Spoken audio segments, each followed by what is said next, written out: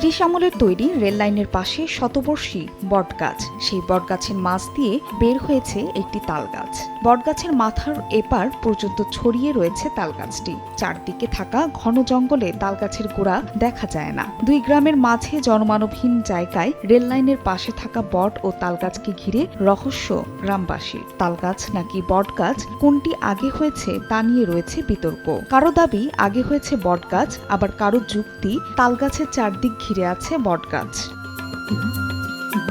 স্থানীয়দের দাবি গত প্রায় ৬০ থেকে ৭০ বছর ধরে বটগাছের মাঝখান দিয়ে বেয়ে ওঠা তালগাছকে একসাথে দেখেছেন তারা। গ্রামের অনেকেই দিনে বা রাতের অন্ধকারে অশরীরী কিছুর অস্তিত্ব লক্ষ্য করেছেন বলেও দাবি করেন। জনশ্রুতি আছে, এই গাছের পাশ দিয়ে যাওয়ার সময় হর্ন না দিলেই থেমে যায় ট্রেন।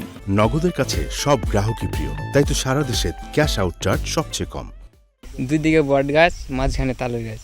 ওই তাল গাছ যখন ছোট থাকে তখন ওই পাখি টাকি বসে বট গাছের ফল খায়।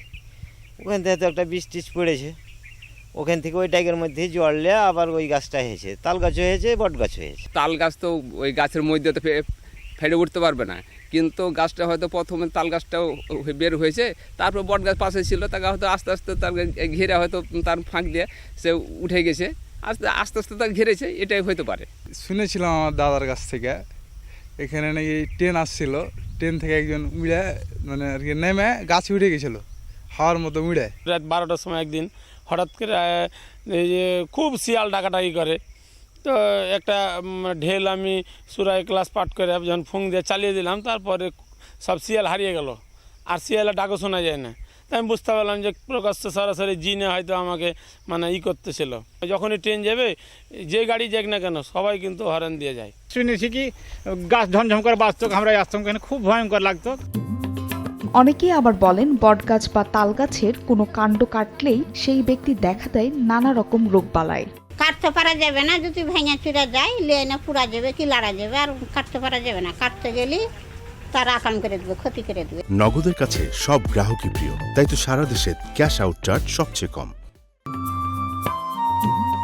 এদিকে একসাথে দুটি গাছের বেড়ে ওঠাকে স্বাভাবিক ঘটনা বলছেন উদ্ভিদবিদ্যা বিভাগের শিক্ষকরা। তাদের দাবি, পাখির মুখ থেকে বীজ পড়ে দ্বিতীয় যে কোনো একটি গাছের জন্ম হতে পারে। বৈজ্ঞানিক ব্যাখ্যা এটাই যে গাছ হওয়ার জন্য সিড দরকার, বীজ দরকার, যেটা পাখি ফল খেয়ে ওই সিডটা যে পরিবেশে ফেলে সেখানে গাছ হতে পারে, যদি পরিবেশ থাকে। মিনিমাম যদি ওখানে মাটির ছোঁয়া থাকে আর যদি পানি থাকে, তাহলে নতুন চারা গাছ হয়। চাঁপাইনবাবগঞ্জের নাচল উপজেলার কসবা ইউনিয়নের সাকোপাড়া গ্রামে গাছ দুটির বয়স আনুমানিক ১২০ থেকে ১৩০ বছর।